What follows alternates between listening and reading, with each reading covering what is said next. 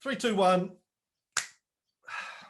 Welcome back to QAV episode 413. TK, recorded this day of March the 30th, 2021. What's new with you? Oh, hi Cam. Had a fun weekend. We had our time together before that with the whiskey awards. That was great.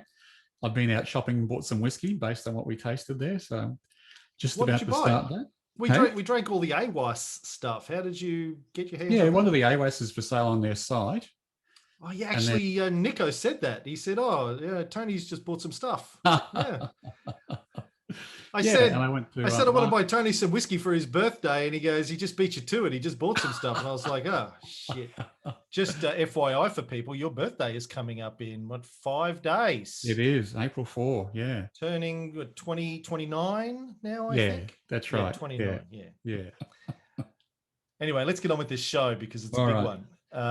Top marginal tax rate clarification, Tony. Yeah. So last week when you were down and we recorded, I said the top marginal rate was 47.5. You said 45, and I think you're more right than I am. You're right. So top marginal rate's 45%, but then the income is then all put together with your other income, and they charge a Medicare levy on top of that of up to 1.5%, 1.5 or 2.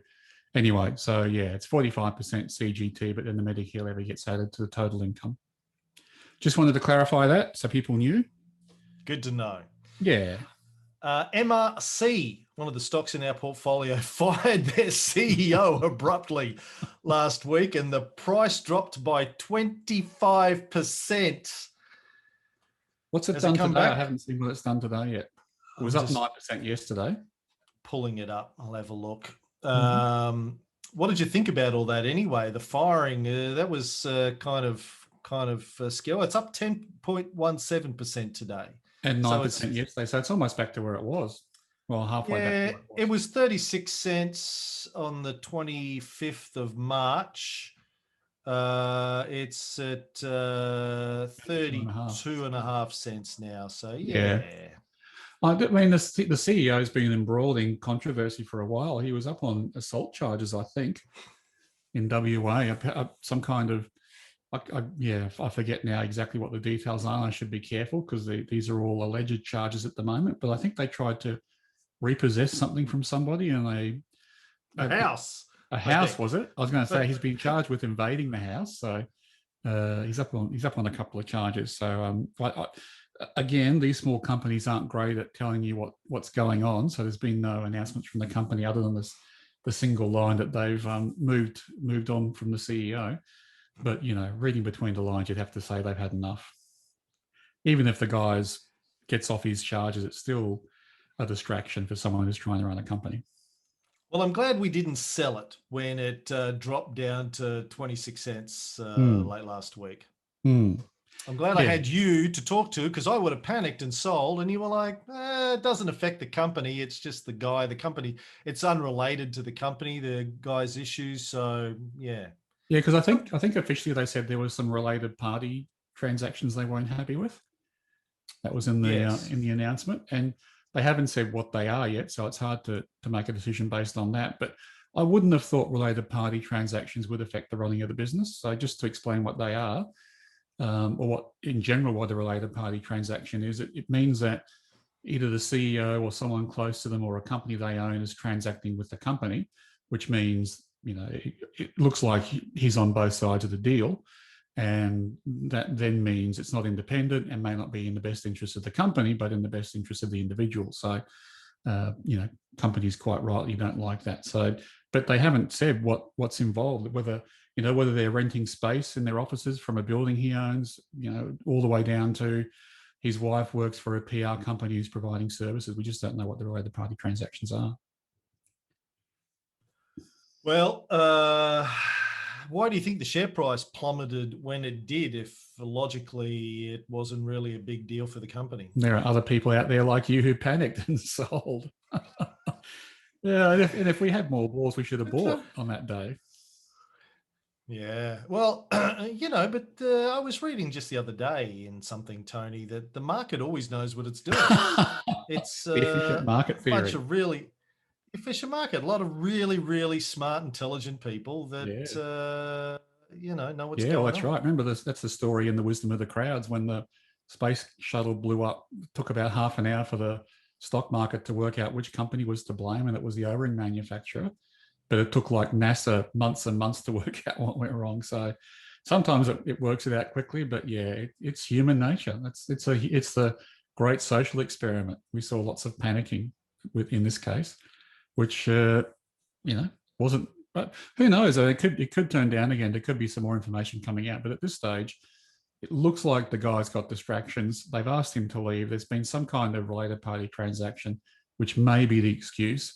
And generally, related party transactions won't sink the company, so they'll unravel that and work out some better way of doing it. So yeah, I wasn't too worried. And that reminds me too. Hawthorne Resources results are out. So I saw them in Stock Doctor this week because they've just got their December numbers in, and they're terrible, and the share price has gone down again. So I think we did the right thing in selling Hawthorne Resources. I'll announce a stock journal now. It's not on the buy list anymore because it's got negative cash flow, operating cash flow. So I think what's his name, the guy who ran the logistics company, Corrigan, he sold out probably knowing what was coming. So I think there might be a few questions asked by the regulator about that kind of transaction. Right. But I think we did the right thing to sit and wait and then decide to sell based on his exit. I'm just looking at our transaction log to remind myself what we sold it for. I think it was around 7 cents, wasn't it? 7 cents precisely, and today it's at 5.6 cents. Right.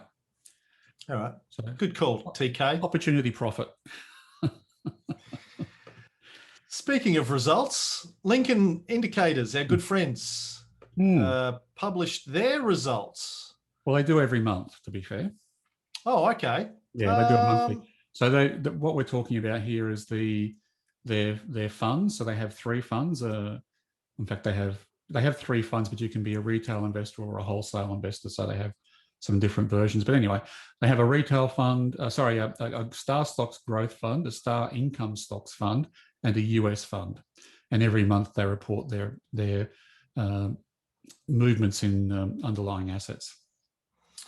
So I was looking at their performance to the 28th of February 2021 for the Lincoln Australian Growth Fund, investors seeking growth, they say. That's who it's for. Should I be looking at the wholesale or the retail numbers? I think, well, you can look at either, but I usually use the retail ones because that's probably more apt for our audience.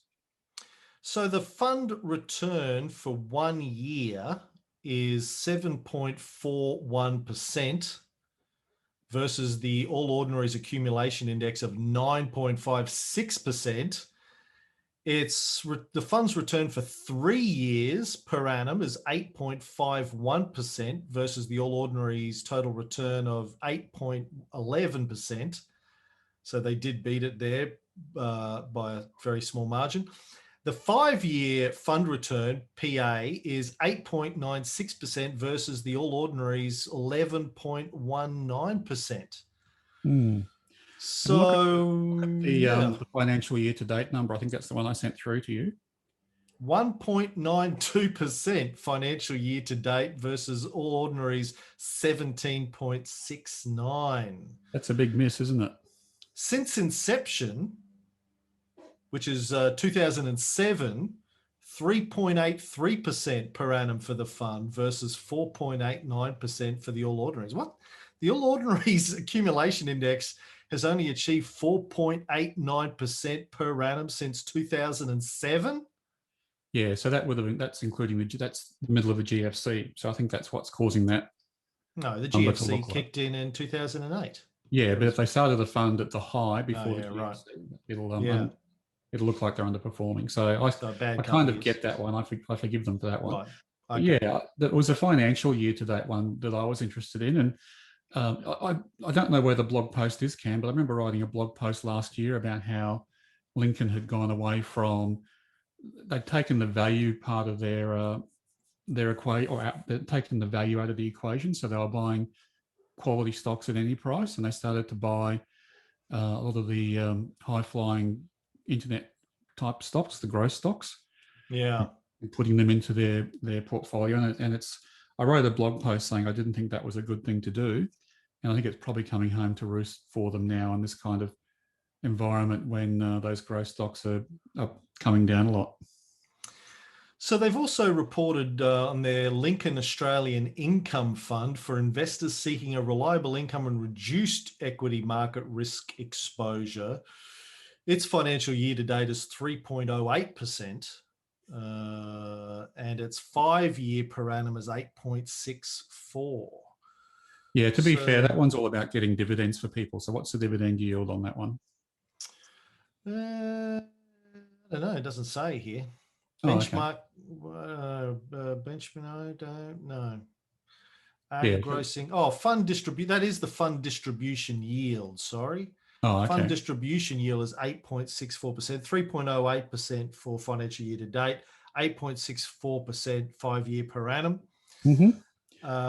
So it doesn't actually show me what the growth of it is, just the dividend return. So if you can get that kind of yield and you're not losing your money, that's probably a good result, I think. So that one's probably doing its job. But I only raise the performance. I do track my performance against the Lincoln numbers and the Star stock numbers. And interesting thing is what they publish on the website about the Star stocks is always a different number to their fund. So I don't know if they have other investments in the fund or what they're doing there, but they're different.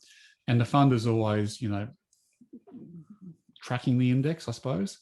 Hasn't done much better than the index over a long period of time. So interesting situation for them. But the point I was making was they left that sort of they used to be have a value overlay, at least somewhat value overlay. And about 2 years ago, they started buying heavily into the SaaS, software as a service stocks, and the growth stocks and internet stocks, the LTMs of the world.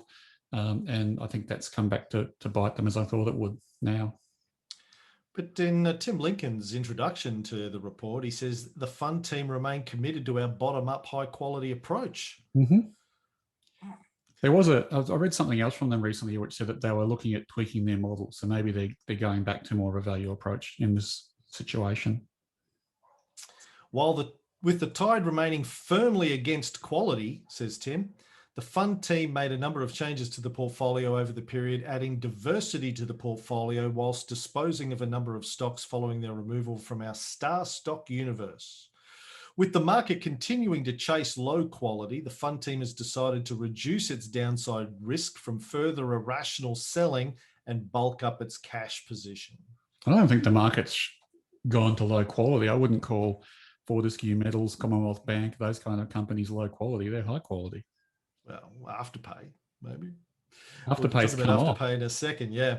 Well, it might be time to get Keen back on, and we can grill Keen again on their performance numbers and say, well, what's going on, Keen? I think we give them a pass. They do a good job.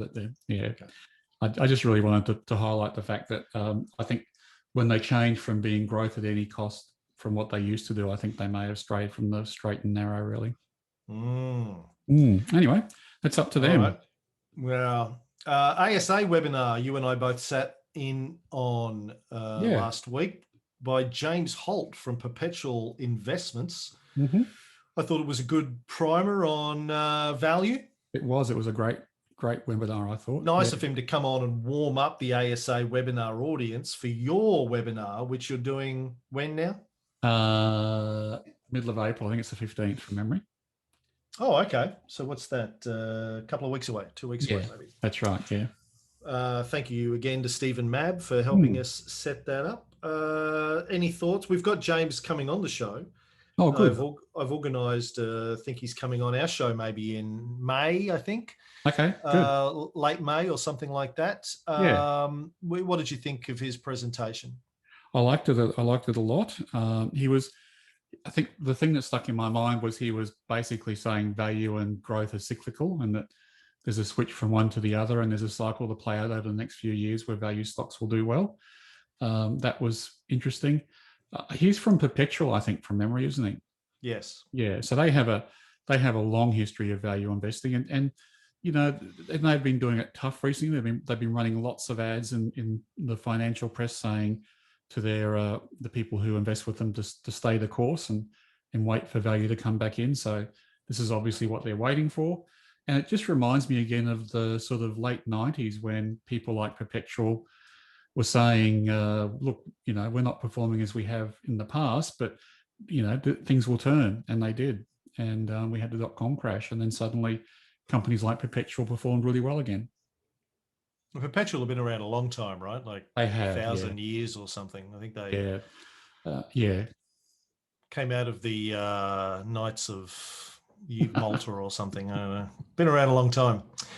Speaking of the ASA, their annual conference is happening on the 31st of May and the 1st of June at the Sheraton in Sydney. Thinking I might come down for that. You might get a speaking gig there, depending on how your webinar does, I guess, in a couple of weeks. No pressure. Hey, no pressure. Just don't screw it up, Tony. Don't screw it up. Yeah, that's right. Well, that'd be great if we have a little QAV presentation at the Australian Shareholders. It would be fun. Yeah. Actually, Steve will be in town too, so we should catch up with him too. Yes. Yeah. I think he's also going up there to go to Hamilton. He might have already done that. Yeah. You're going to come to Hamilton with us, Tony? If I have to. That's the only way I can meet you guys. Yeah, okay. A hip-hop musical, really. It's great. It's great. Like my whole thing is about, with my other history shows, is about, and the film, is how do you make history entertaining for a modern audience, right? And you have to do something different. With me, it's dirty jokes and humor. With them, it's hip-hop. And it works. It's really good. It's really clever and innovative way of trying to get Americans to understand a bit about their own history, is turning it into a hip-hop thing. Anyway, it's clever. It's really well done.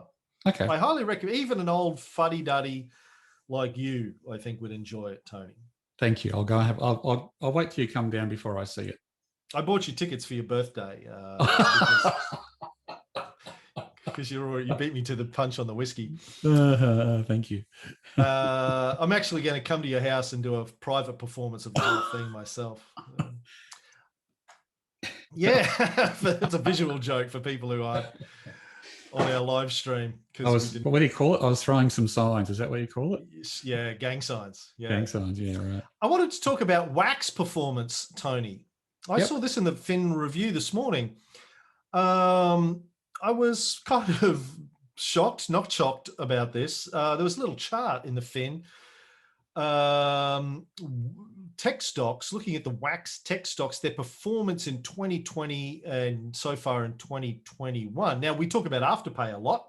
Afterpay had 300% growth in 2020, but has come back in 2021. Yep. But the rest of the tech stocks, like we're always talking about growth stocks and how do you value them and how do you know which one's going to do well and blah, blah, blah, blah, blah.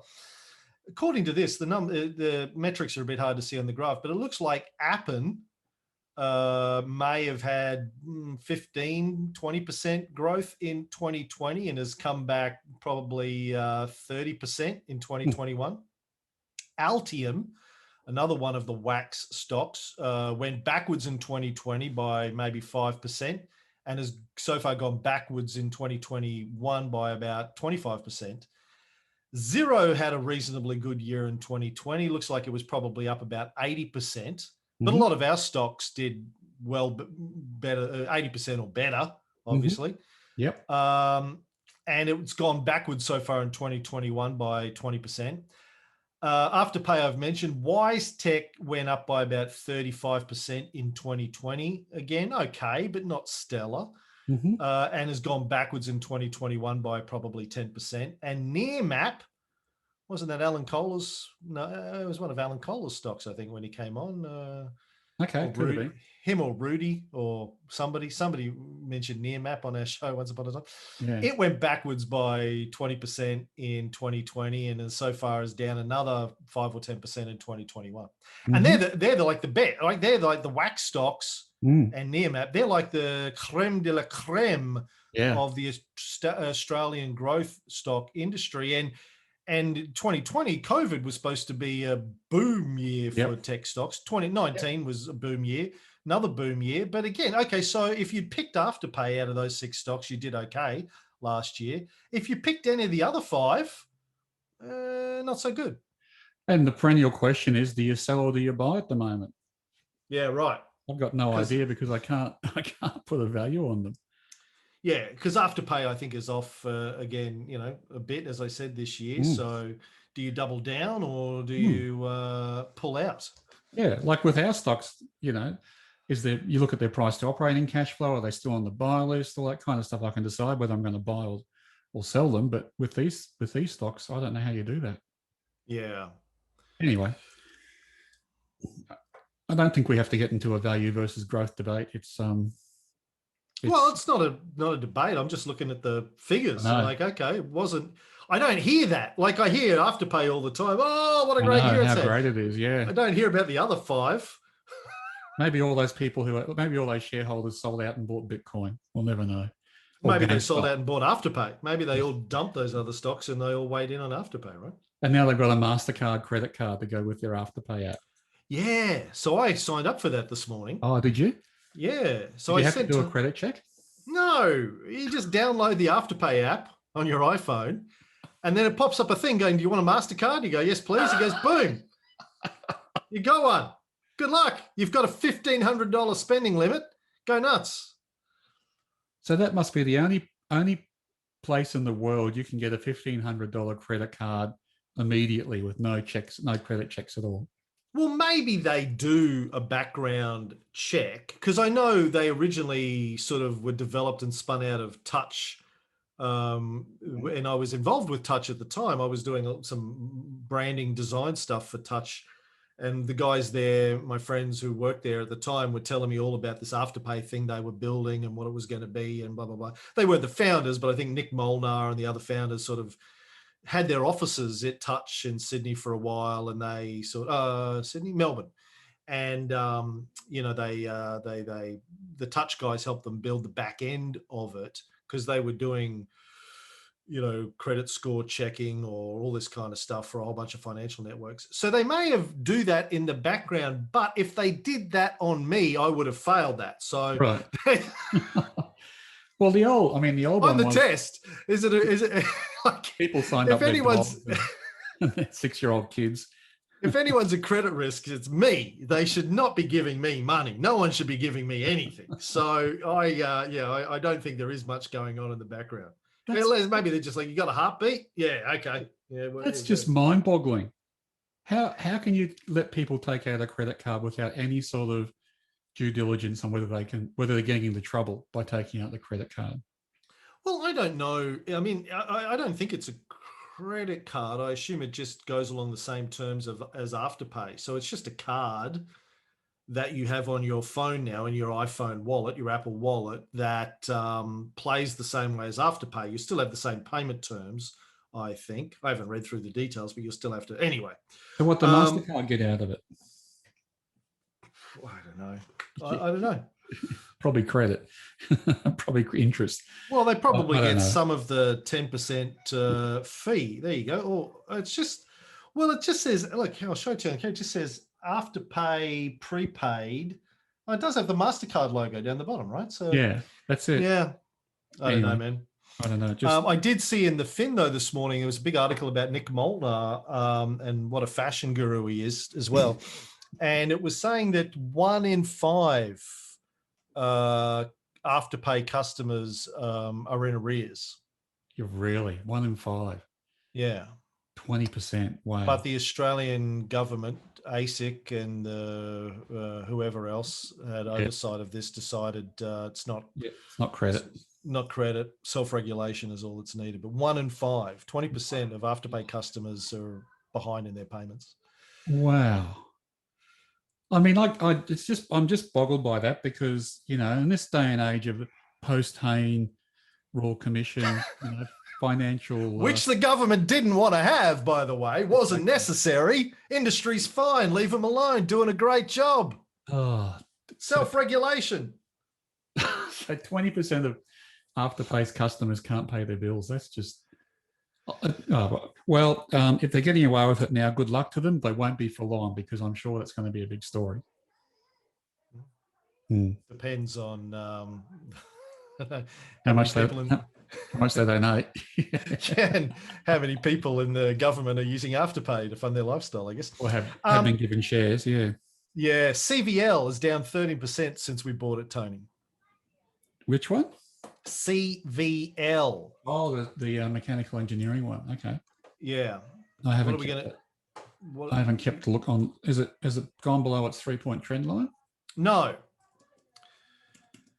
Let's have a look. I haven't checked it for a long time. CVL. It's getting close to its 3-point trend line, isn't it? Getting close, but hasn't gone below it. No, not even really close. If I put my it looks like it's about 45 cents, and we're currently is the sell price, and we're currently at 51.5. Oh, I'd say the sell line is more like 42 cents. Okay. So it's got quite a ways to come back. Yeah. No, it's still it's not 30% under. No. Okay. No. Stick to it. Keep it. To it. CivMec. It's on the buy list. Okay. All right. Q&A time. I had a couple of things I wanted to update people on first. Sorry. Yeah. So first of all, just to let people know, there have been some new figures in Stock Doctor, particularly for the retailers who have a January 31 financial year end date. So Myer, Kathmandu, they ring a bell straight away. There's probably other ones in there. Oh, Accent One, the shoe company. They're all giving us new numbers. So just be aware of that. If you haven't run a download lately, you might want to. And I was going to make Myer stock of the week because it's still on our buy list after I went through the new numbers. And its graph is just sort of slowly still edging up from that low point last year.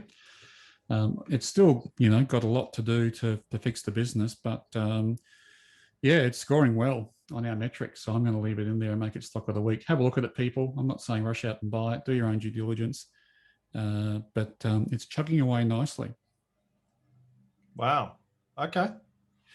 One other thing I wanted to update people on was I had another think after we spoke last week on the show about MAH. And that was a stock that was on the buy list briefly. So it broke through its buy, then it went back down below the buy, and but it was above its sell. And so a bit like where CivMec is now. And I called it a hold. But I think, on reflection, I don't think we should have holds. It's a bit like that, like Bendigo and Adelaide Bank that I bought and then sold again because it poked its head up above the buy line, then went back down again almost straight away. So I sold it. MAH is in the same boat. It's not a buy. It's not a sell, but it's not a buy. So if you have bought it when it poked its head up and it's now below, it's up to you whether you want to sell it or hold on to it. But I don't think on reflection, I'm not going to label things a hold. I'm going to take MAH off the buy list, given it's below its buy line now. It's a groundhog. It's a groundhog. Yeah, that's right. Yeah, stuck its head up and then went back in. So another 3 months of pain. Rain. So that was MAH. What else? We spoke about the top marginal rate. Well, I wanted to pose a question to people, and it was in my thoughts after the last podcast we did. We talked about dividends and payout ratios and things like that. And one of the reasons I'm pretty sure that companies pay out dividends in Australia, and I think we have the highest payout ratios in the world. And even though people like Warren Buffett and Jeff Bezos say, I don't want to pay out dividends because I can use the capital better than you can. They don't say that, but that's what they mean. We in Australia, we tend to pay out profits as dividends in a very high rate. And I think probably one of the big reasons for doing that is because we have franking credits. So the dividend comes attached with a credit for the tax that's been paid by the company in making that profit that it's paying out of. So if a company doesn't pay out dividends and it's making money and it's taxed, then the franking credit's set on its balance sheet and they can't be used in any other way than to attach itself to a dividend and give the recipient of that dividend a tax credit. which they can offset on their other income, including that dividend. So companies are under pressure a lot to unlock those franking credits sitting on their balance sheet. And someone described it recently as being a free loan to the tax office. They're sitting there, they're credits which belong to the shareholders, but they're not being distributed. So the tax office doesn't have to worry about them. So it's actually a free loan to the tax office. So one of the things I've been thinking about this week is how can we unlock those franking credits without going to the trouble of paying a dividend?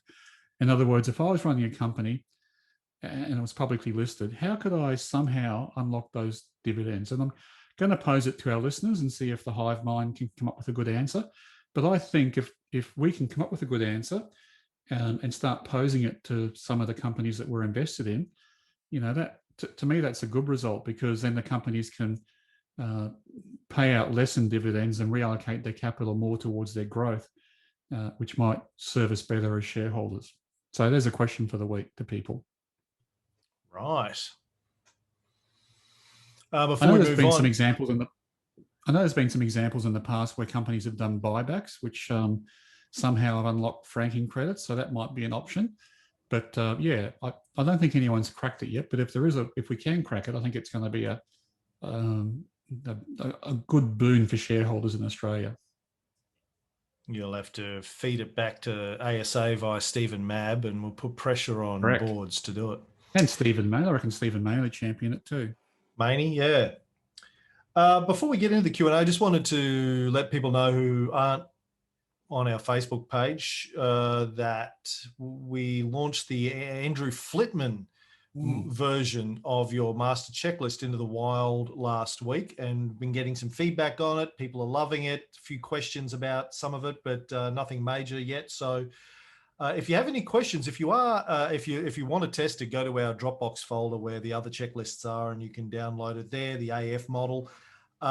Test it, play around with it. If you have any questions, email them to me, and I'm sort of collating the questions, and then I'll funnel them back to Andrew. Okay. I don't want to create another job for Andrew because he's already got one, but he has said, yes, happy to get some questions from you. So shoot me your emails. I'll collate them and feed them through to Andrew, and then feed them back out to everyone as we go. Try not to. Thanks for your help, Andrew. That's great. Yeah, did a great job. Yeah. Okay, Q&A? Yeah, let's go for it. The first one is from